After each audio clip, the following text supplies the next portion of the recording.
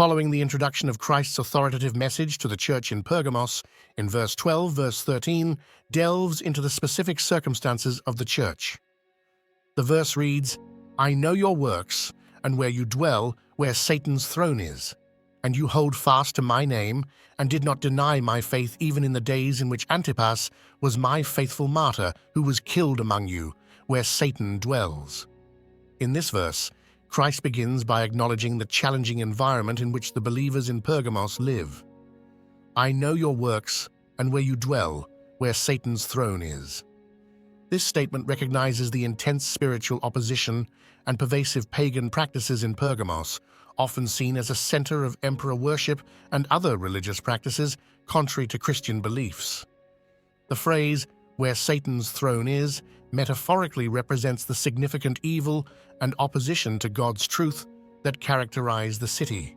It highlights the spiritual warfare the believers were engaged in, living in a context that was antagonistic to their faith. Despite these challenges, Christ commends the church. "And you hold fast to my name, and did not deny my faith even in the days in which Antipas was my faithful martyr, who was killed among you, where Satan dwells." This commendation recognizes their steadfastness in maintaining their allegiance to Christ.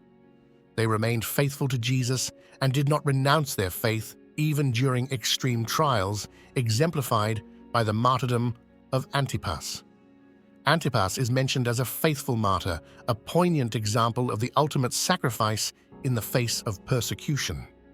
His martyrdom within the city underscores the severe hostility the Christians in Pergamos faced.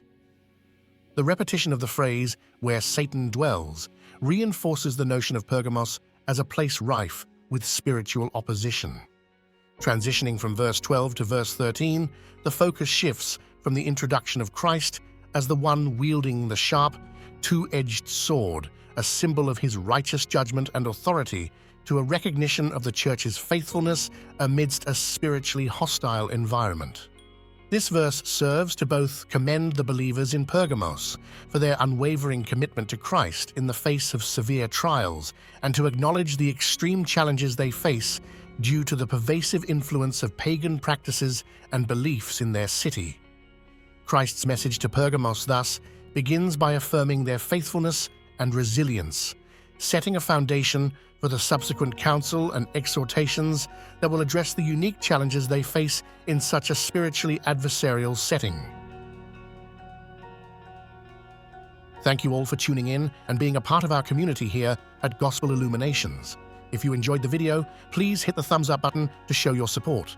Please share your thoughts, feel free to leave a comment below, and don't forget to subscribe to Gospel Illuminations for more inspiring and uplifting content. Your support means the world and helps this channel grow. Thank you again, and stay blessed.